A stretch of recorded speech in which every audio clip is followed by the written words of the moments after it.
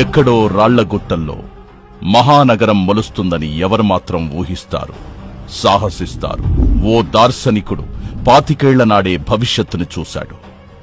మాదాపూర్ని సృష్టించాడు. జంట నగరాలకు తోడుగా సైబరాబాదుని కలిపాడు.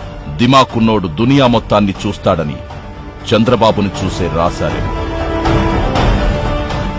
Hitech city, Hitex, Shilparamam, ISB, financial city, IIIT, Hitex convention centre, mind space, Shilpakala Vedika, చెప్పుకుంటూ పోతే లిస్టు చాంతాడంతా. ఆ ఒక్కడు తొడిగిన నగలు ఇన్ని ఉన్నాయా అని హైదరాబాద్ నగరమే ఆశ్చర్యపోతుంది. ఇవన్నీ ఎక్కడ్నుంచొస్తాయి? పావలా బిళ్లంత సిటీని వందలా ఆవిష్కరించడం వల్ల, 100% విస్తరించడం వల్ల. హైటెక్ సిటీ కడతా అన్నప్పుడు నవ్విన వోళ్లే తప్ప సహకరించిన చేతుల్లేవు.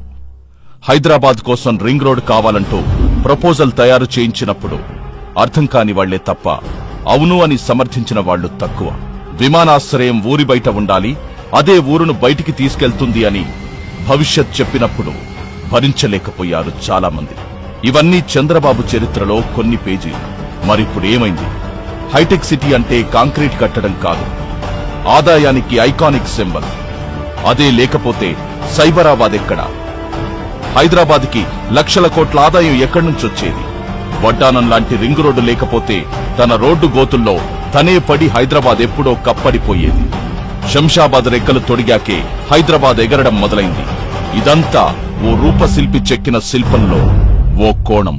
కేవలం 9 ఏళ్లలో సైబరాబాద్ లాంటి అత్యుత్తమ నగరాన్ని సృష్టించిన విజన్ ఇప్పుడు అమరావతికి బ్లూ ప్రింట్ అవుతోంది. ఆశలకి ఆయువు పోసింది, కళ్ల ముందు ఆవిష్కరిస్తోంది. మరి పాత నగరానికి అన్ని హంగులు అద్దాల్సినప్పుడు కొత్తగా పుట్టుకొస్తున్న అమరావతికి ఇంకెన్ని సొబగులుండాలి? ఏపీ లాంటి మహోన్నత జాతిని నడిపించాలంటే ఇంకెంత సామర్థ్యం ఉండాలి?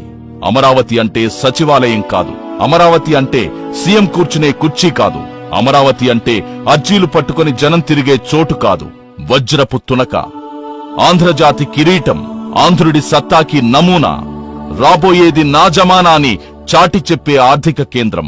ఆంధ్రుల్లాంటి అత్యున్నత జాతి ఆలోచనలకి తగ్గట్టుగా ఆదాయాన్ని ఆర్జించే సత్తువా సత్తా కావాలంటే అమరావతి భారీతనం ఏ స్థాయిలో ఉండాలి?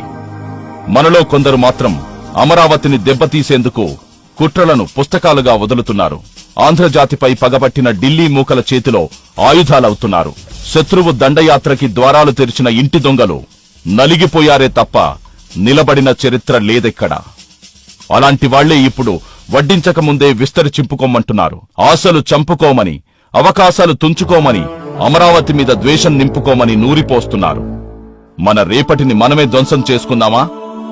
అసాధారణం రూపుదిద్దుకుంటున్నప్పుడు సామాన్యులు గుర్తించలేరు, నీచులు సహించలేరు. కాని అదే అద్భుతం నీ కళ్ల ముందుకొచ్చాక ఇక ఎవరి గుర్తింపు అక్కర్లేదు. అదే నీకు గుర్తింపు తెస్తుంది, ప్రపంచానికి గుర్తుండిపోతుంది. ఆ గుర్తింపు కోసం పోరాడుతున్నవాడే చంద్రబాబు.